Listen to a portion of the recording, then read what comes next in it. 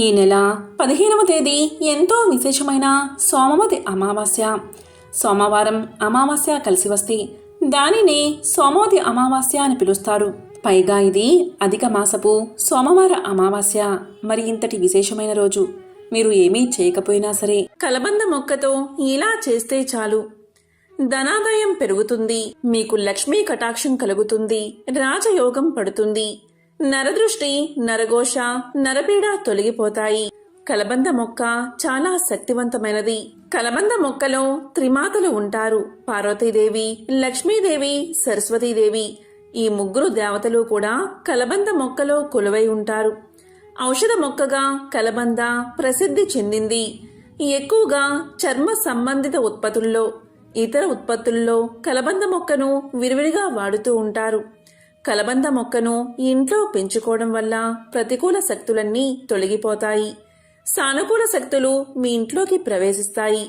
ఇక అమావాస్య రోజు కొన్ని పరిహారాలు పాటించడం వల్ల ఇంట్లో ఉండే దరిద్రాన్ని పోగొట్టుకోవచ్చు, లక్ష్మీదేవిని మన ఇంట్లోకి ఆహ్వానించవచ్చు.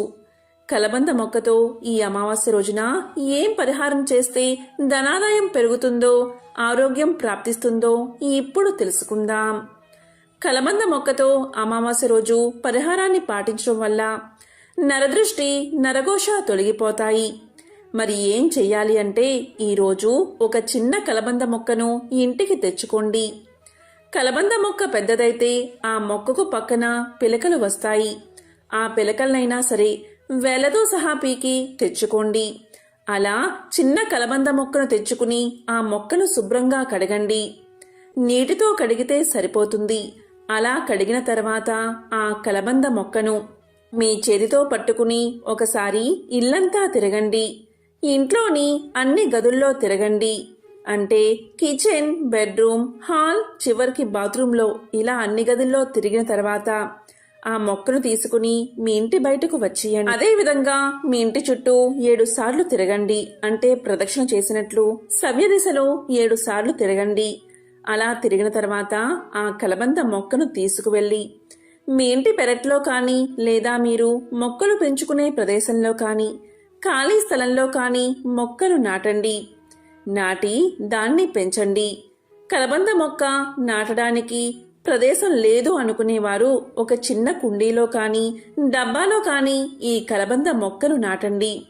ఇలా మీ ఇల్లంతా తిప్పిన తర్వాత మీ ఇంటి ముందు కలబంద మొక్కను నాటితే ఆ కలబంద మొక్క మీ ఇంటిని కాపాడుతుంది, మీ కష్టాలను తొలగిస్తుంది, నరదృష్టి, నరఘోష, నరపీడను తొలగిస్తుంది, మీ ఇంట్లోకి ప్రవేశించే చెడు శక్తులను అడ్డుకుంటుంది. కాబట్టి ఈరోజు సాయంత్రం 6లోపు ఏ సమయంలో అయినా సరే ఈ చిన్న పరిహారాన్ని తప్పనిసరిగా పాటించండి. అమావాస్య రోజు చేసే ఏ పరిహారమైనా 1,000 రెట్ల ఫలితాలను ఇస్తుంది. కాబట్టి ఈరోజు తప్పనిసరిగా ఈ పరిహారాన్ని పాటించండి. కలబంద మొక్క ఎవరి ఇంట్లో అయితే ఉంటుందో ఆ ఇంట్లోకి ఎటువంటి బ్యాక్టీరియా కానీ, వైరస్ కానీ ప్రవేశించదు. అంతేకాదు, ప్రతి ఇంట్లో కలబంద మొక్కను 5 లేదా 6 మొక్కల వరకు పెంచుకుంటే అది మనకు చేసే మేలు అంతా ఇంతా కాదు. ప్రతి ఒక్కరూ ఇంటి ముందు ఒక కలబంద మొక్కను పెంచితే మన ఆరోగ్యం చాలా బాగుంటుంది. ఇది గాలిలోని వైరస్ను కూడా చంపుతుంది. మన ఇంట్లోకి ఎటువంటి చెడుగాల్ని రానివ్వకుండా కాపాడుతుంది. అంతేకాదు, కలబంద చెట్టును ఇంట్లో పెంచుకుంటే ఆరోగ్యపరంగానే కాదు, అదృష్టపరంగా కూడా ఎంతో మేలు చేస్తుందని ఆధ్యాత్మికవేత్తలు చెబుతున్నారు. కలబందను ఇంట్లో పెంచుకుంటే సిరుల వర్షం కురుస్తుంది. అందుకే మన పూర్వీకులు కలబంద మొక్కను ఇంట్లో పెంచుకునేవారు. ఇది ఒక ఆచారంగా కూడా ఉంది. ఇది మన ఇంటిని నరదృష్టి నుంచి కాపాడుతుంది. ఎవరింట్లో అయితే కలబంద చెట్టు ఉంటుందో ఆ ఇంట్లో వాస్తు దోషాల వల్ల కలిగే బాధలు ఉండవు. ఆ ఇంట్లో లక్ష్మీ కటాక్షం తప్పనిసరిగా ఉంటుంది. ఏ ఇంట్లో అయితే కలబంద మొక్క ఉంటుందో ఆ ఇంట్లో 33 కోట్ల దేవతలు ఉన్నట్లే లెక్క. ఇలా అని శాస్త్రాలే చెబుతున్నాయి. ఎందుకంటే ఇది సకల దేవతల అనుగ్రహాన్ని మీకు కలిగిస్తుంది. కలబంద మొక్క వేర్లలో రాహు, కేతు, శనిశక్తి ఇమిడి ఉంటుంది. కలబంద పైభాగంలో బుధ, శుక్రులు నివసిస్తారు. ఈ పంచగ్రహాల కలయిక వల్ల మంచి ఫలితాలను కలబంద మనకి అందిస్తుంది. అందుకే కలబంద మొక్కను ఇంటికి కట్టుకుంటారు. ఇలా కట్టుకుంటే దైవిక శక్తులు ఎల్లవేళలా ఆ ఇంటిని కాపాడతాయని ఒక నమ్మకం. ఈ రోజు అంటే అమావాస్య రోజు కలబంద మొక్కను ఒకటి తీసి దాన్ని ఇంటికి కట్టుకోండి. ఇలా చేస్తే చాలు నరదృష్టి తొలగిపోతుంది. నరుడు దృష్టికి నల్లరాయి కూడా పగులుతుందని ఒక సామెత ఉంది. అలాంటి నరదృష్టి ప్రతి ఇంటికి ఉంటుంది కాబట్టి మీరు ఈ రోజు అంటే అమావాస్య రోజు ఒక కలబంద మొక్కను మీ ఇంటికి గుమ్మానికి కట్టండి. ఇలా చేస్తే ఆర్థిక సమస్యలు తొలగిపోతాయి. సాధారణంగా నరదృష్టి తొలగడానికి గుమ్మడికాయ లేదా పటికను అందరూ కడతారు. కానీ ఆ రెండి కంటే అద్భుత ఫలితాలను కలబంద మొక్క ఇస్తుంది. ఈ కలబంద మొక్క మొదలు వచ్చి బుధ శుక్రుడి కలయిక, వేర్లు శని రాహు కేతువుల కలయిక కాబట్టి ఈ 5 గ్రహాల కలయికతో ఇది శక్తివంతంగా పనిచేస్తుంది. ఎలా కట్టుకోవాలి అంటే అమావాస్య రోజు కలబంద మొక్కను సేకరించి మన ఇష్ట దైవం ముందు పెట్టి పసుపు కుంకుమలతో అలంకరణ చేసి అదే రోజు అంటే అమావాస్య రోజు సాయంత్రం పూట సింహద్వారానికి తలకిందులుగా వేలాడదీయండి. అంటే కలబంద మొక్క వేర్లు పైకి ఉండాలి. రాత్రి సమయంలో కడితే అంటే అమావాస్య గడిల్లో రాత్రి సమయంలో కడితే ఇంకా మంచిది. ఇక్కడ చాలా మందికి వచ్చే సందేహం ఏంటి అంటే కలబంద మొక్కను ఏ దిక్కున పెంచాలి అని, అంటే ఏ దిక్కున పెట్టాలి, ఏ దిశలో పెట్టకూడదు అని. కలబంద మొక్క ఇంట్లో పెంచితే ఇంటికి శ్రేయస్సు కలుగుతుంది. ప్రతికూల శక్తులు ఇంట్లోకి ప్రవేశించకుండా సానుకూల శక్తి ప్రవాహాన్ని కలబంద పెంచుతుంది. కలబంద మొక్కను ఇంట్లో పెట్టుకోవడం అదృష్టం. మరి ఆ కలబంద మొక్కను ఏ దిశలో పెట్టాలో ఇప్పుడు తెలుసుకుందాం. వాస్తు శాస్త్ర ప్రకారం ఇంట్లో కలబంద మొక్కను నాటడం చాలా శుభప్రదం. కలబంద మొక్క కష్టతరమైన జీవితాన్ని మెరుగుపరచడం మాత్రమే కాకుండా ప్రతి పనిలోనూ విజయాన్ని తీసుకువస్తుంది. కలబంద మొక్క నాటిన చోట ప్రేమ, శ్రేయస్సు, సంపద, ప్రతిష్ట పెరుగుతాయి. ఈ మొక్కను ఇంట్లో నాటడానికి సరైన దిశను జాగ్రత్తగా చూసుకోవాలి. కలబంద మొక్కను ఇంటికి తూర్పు వైపున నాటడం మంచిది. అలాగే ఇంటికి ఆగ్నేయ భాగంలో కూడా నాటవచ్చు. మీకు ఉద్యోగంలో పురోగతి కావాలి అంటే కలబంద మొక్కను ఇంటికి పడమర వైపున నాటాలి. కలబంద మొక్కను పొరపాటున కూడా ఇంటికి వాయువ్య దిశలో నాటకూడదని గుర్తించుకోవాలి. వాస్తు ప్రకారం ఈ మొక్కను ఇంట్లో వాయువ్య దిశలో నాటడం వల్ల అనేక ఇబ్బందులు వస్తాయి. ప్రతికూల పరిస్థితులు ఎదుర్కోవాల్సి వస్తుంది. వాస్తవంగా వాస్తు ప్రకారం కలబంద మొక్క పెడితే అనేక సమస్యలు తొలగిపోతాయి. కలబంద మొక్కను ఇంట్లో నాటడం వల్ల ఇంట్లో పాజిటివ్ ఎనర్జీ పెరుగుతుంది. ఇంట్లో ఉన్న నెగటివ్ ఎనర్జీ తొలగిపోతుంది. కుటుంబంలో సంతోషం వెల్లి విరుస్తుంది. ఇంటికి ఆగ్నేయ దిశలో కలబంద మొక్కను పెంచడం వల్ల డబ్బు, ప్రమోషన్లు లభిస్తాయి. ఇంటి బాల్కనీలో, గార్డెన్లో కలబంద మొక్కను పెట్టుకుంటే ప్రతికూల శక్తులు లోపలికి ప్రవేశించకుండా ఉంటాయి. కాబట్టి కలబంద మొక్కను పెట్టుకునే విషయంలో ఖచ్చితంగా వాస్తు నియమాలను ఏ దిశలో పెట్టాలి అనే విషయాలను మనం గుర్తించుకోవాలి. కలబంద మొక్కను ఆయుర్వేదంలో అమృత వృక్షము అని పిలుస్తారు. ఎందుకంటే ఇందులోని సర్వాంగాలు మానవుడి ఆరోగ్యానికి ఎంతగానో సహాయపడతాయి. కలబంద మొక్కను ఇంట్లో పెంచుకోవడం వల్ల వైరస్ వల్ల కలిగే వ్యాధులు మీ దరి చేరవు. ఏం చెయ్యాలి అంటే ఒక కలబంద మొక్కను కత్తిరించి మధ్యలోకి కోసి శుభ్రంగా కడగండి. దాంట్లో ఉన్న గుజ్జును తీసి దీన్ని పరగడుపున సేవిస్తే చాలు. ఇది శరీరంలోని యాంటీబాడీస్ పెరిగేలా చేసి శరీర రక్షణ వ్యవస్థను దృఢపరుస్తుంది. ఇమ్యూనిటీ పవర్ని పెంచుతుంది. ఎలాంటి రోగాలు మీ దరి చేరకుండా కాపాడుతుంది. అంతటి శక్తి కలబంద మొక్కకు ఉంది. కలబంద మొక్క గాలిని పీల్చి 6 నెలలు బతుకుతుంది. ఇది దేవుడు మనకిచ్చిన వరం లాంటిది.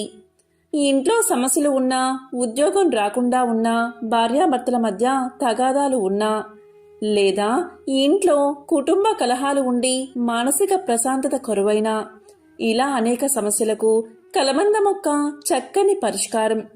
కాబట్టి కలబంద మొక్కను ఇంట్లో పెంచుకోండి.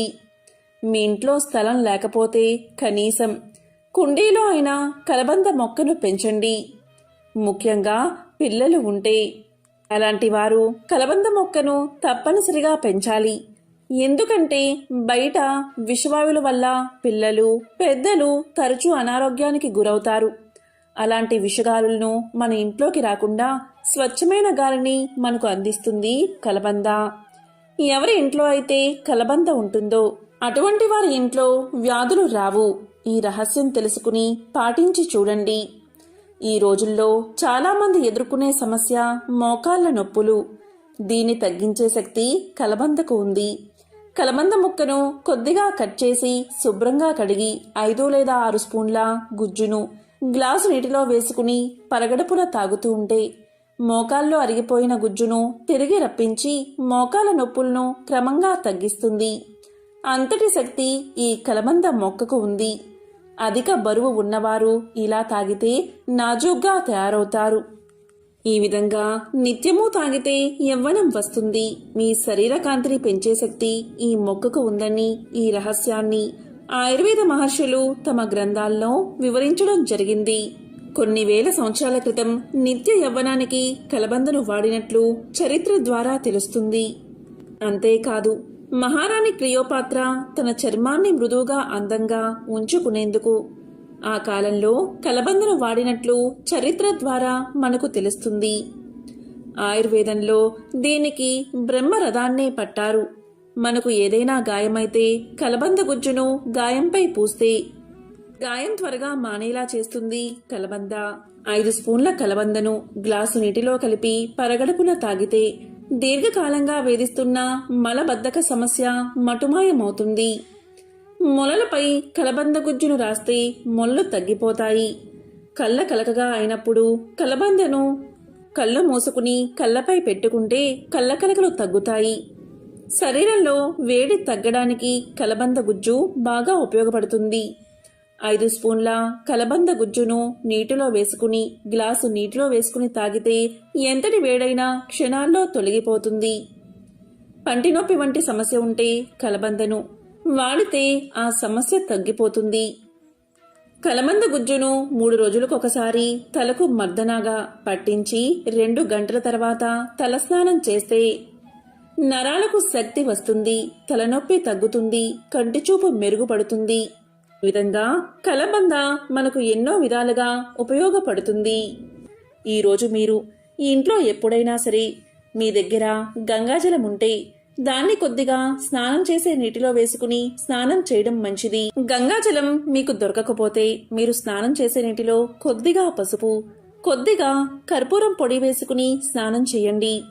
ఈరోజు స్నానం చేసే సమయంలో ఈ ఒక్క మంత్రాన్ని పఠిస్తూ స్నానం చేస్తే ఇంకా విశేషమైన పుణ్య ఫలితాలు మీకు దక్కుతాయి. ఆ మంత్రం ఏంటి అంటే గంగే యమునే చైవ గోదావరి సరస్వతి నర్మదే సింధు కావేరి జలేస్మిన్ సన్నిధం కురు. ఈ మంత్రాన్ని పఠిస్తూ స్నానాన్ని ఆచరిస్తే మన భారతదేశంలో ఉన్నటువంటి ప్రతి నదిలో మీరు స్నానాన్ని ఆచరించిన పుణ్యం మీకు దక్కుతుంది. కాబట్టి ఈ మంత్రాన్ని తప్పకుండా పఠించండి. ఇంతటి విశిష్టమైన మంత్రాన్ని మీరు పఠిస్తూ స్నానం చేస్తే మీరు గంగానదిలో స్నానం చేసిన మహాపుణ్యం మీకు దక్కుతుంది.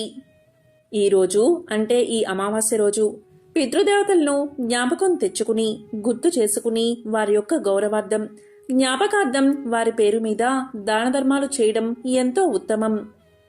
మరి ఈ మంత్రం చదవడం రానివారు ఏం చెయ్యాలి అంటే ఒక చెంబుడు నీటిని చేతిలోకి తీసుకుని గంగా గంగా గంగా అని 3 సార్లు స్మరించి ఆ నీటిని తలపైన పోసుకుని స్నానం చేస్తే చాలు. ఆ గంగానదిలో స్నానం చేసిన పుణ్యఫలం మీకు దక్కుతుంది. పూజలో శివపూజ ఎంత పవిత్రమైనదో అలాగే నదుల్లో గంగానది అంత పవిత్రమైనదని పురాణాలు చెబుతున్నాయి. అది ఎలా అంటే గంగాజలం విష్ణు పాదాల నుంచి పుట్టి శివుడి శిరస్సు నుంచి ప్రవహిస్తుంది. అందువల్లే గంగాజలం సర్వ పాపాలను పటాపంచలు చేస్తుంది. గంగాజలంతో స్నానం చేస్తే మహాపాపాలు సైతం హరించుకుపోతాయి. కాబట్టి గంగాజలానికి అంతటి ప్రాముఖ్యత ఉంది. మీకు గంగాజలం అందుబాటులో లేకపోతే ఏ నదిలో కానీ సెలయేటిలో కానీ చెరువులో కానీ లేదా ఇంట్లో అయినా స్నానం చేసే సమయంలో గంగాదేవిని 3 సార్లు స్మరించుకుని శిరస్సు మీద నీళ్లు చల్లుకుంటే అది గంగాజలంతో సమానమవుతుంది. గంగాజలంతో సాటి ఈ ప్రపంచంలో మరొకటి లేరు. కాబట్టి మీరు ఈ చైత్ర అమావాస్య రోజు మీ ఇంట్లో స్నానం చేసే సమయంలో ఒక చెంబుడు నీటిని చేత్తో పట్టుకుని గంగా గంగా గంగా అని 3 సార్లు అనుకుని మొదట ఒక చెంబుడు నీటిని తల మీద పోసుకుంటే మీ సకల పాపాలు పటాపంచలు అవుతాయి. అన్ని పుణ్యనదుల్లో స్నానమాచరించిన మహాపుణ్యం